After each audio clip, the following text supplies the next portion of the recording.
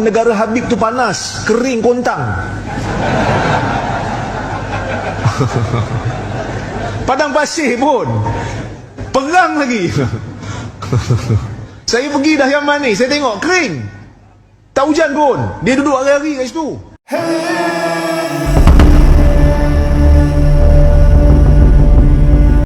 Assalamualaikum warahmatullahi wabarakatuh. Sahabat muslim dimanapun berada, kita ikuti video dari ulama Malaysia berikut ini. Negara Habib tu panas, kering kontang. Padang pasir pun perang lagi. Saya pergi dah Yaman ni, saya tengok kering, tak hujan pun, dia duduk hari-hari kat situ. Negara Habib tu panas, kering kontang. Padang pasir pun perang lagi. Saya pergi dah Yaman ni, saya tengok kering, tak hujan pun, dia duduk hari-hari kat situ. Sang ustaz dari Malaysia tersebut menyatakan bahwa Yaman, tanah kelahiran para Wa'alwi, itu adalah kering kerontang, berpasir lagi, miskin lagi. Itu yang mereka bangga-banggakan untuk mendoktrin rakyat Indonesia, khususnya orang-orang Nahdien, dan itu dipercaya lagi.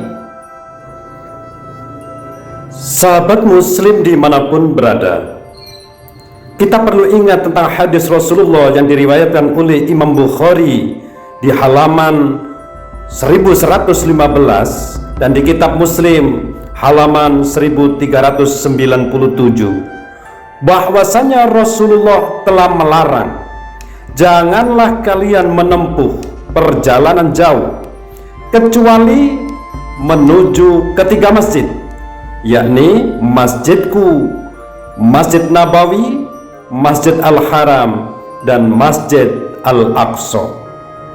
Di sini tegas, jangan melakukan perjalanan jauh seperti ke Tahrim, karena kalau niat ibadah ke Tahrim ini termasuk melanggar dari apa yang disampaikan oleh Rasulullah SAW, bahwasanya Tahrim itu sama saja dengan apa yang ada di Indonesia, bahkan mungkin di Indonesia ini lebih baik. Sahabat muslim dimanapun berada, sadarlah propaganda jahat Wa'alwi yang telah melancarkan ajaran sesat mereka ke dalam sendi-sendi Nahdlatul Ulama NU. Maunya apa? Mereka membelokkan arah dari Makkah Madinah supaya ada umroh tarif, dan anehnya itu sudah berjalan. Sahabat muslim dimanapun berada, hati-hatilah kalian di dalam memondokkan putra-putrinya. Jangan sampai masuk ke dalam sarang Wa'alwi, yang mana mereka ini doktrinnya sangat menyesatkan, keluar dari ajaran ahli sunnah wal jamaah NU. Mereka mengatakan bahwasanya ada yang lebih hebat dari Syekh Abdul Qadir Al-Jilani. Ini bertentangan dengan akidah NU. Apalagi bisa mi'raj, ketemu Rasulullah selama 70 kali dalam satu malam, lebih sesat lagi. Karena yang bisa bertemu Rasulullah itu hanya Nabi besar Muhammad SAW. Ini seakan-akan menandingi Nabi kita Muhammad SAW, dan ini mustahil.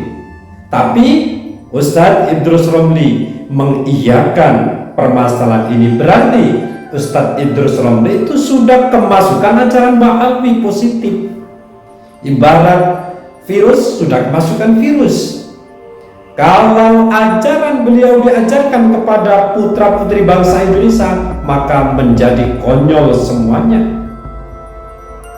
Bahkan di lain permasalahan, Habib Taufik Assegaf lebih konyol lagi, menyanggap bahwa mi'raj 70 kali itu bukanlah bertemu dengan Allah, itu adalah sholat maksudnya. Lebih konyol lagi.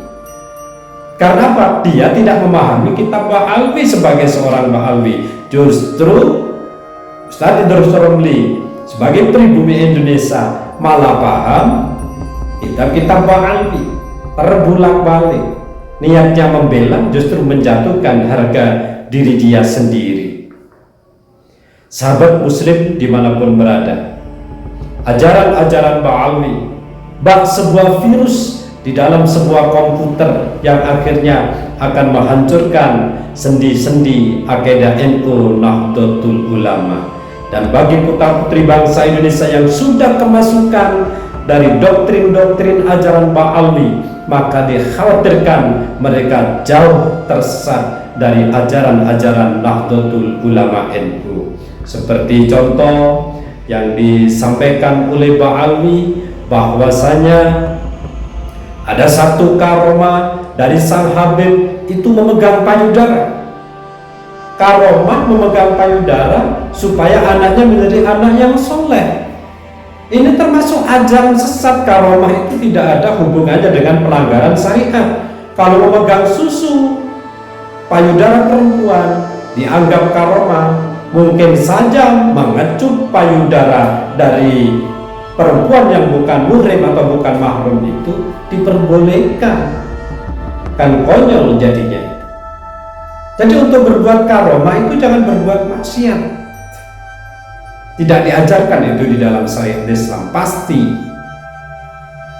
Semoga bangsa Indonesia ini mau sadar bahwasanya Ba'alwi habaib di Indonesia yang hasil tes DNA-nya itu adalah haplogrup G, bukti nyata mereka bukan keturunan Rasulullah SAW, sedangkan keturunan Wali Songo yang berhaplogrup J1 ini menunjukkan bahwa keturunan Wali Songo adalah keturunan dari Nabi besar Muhammad sallallahu alaihi wasallam.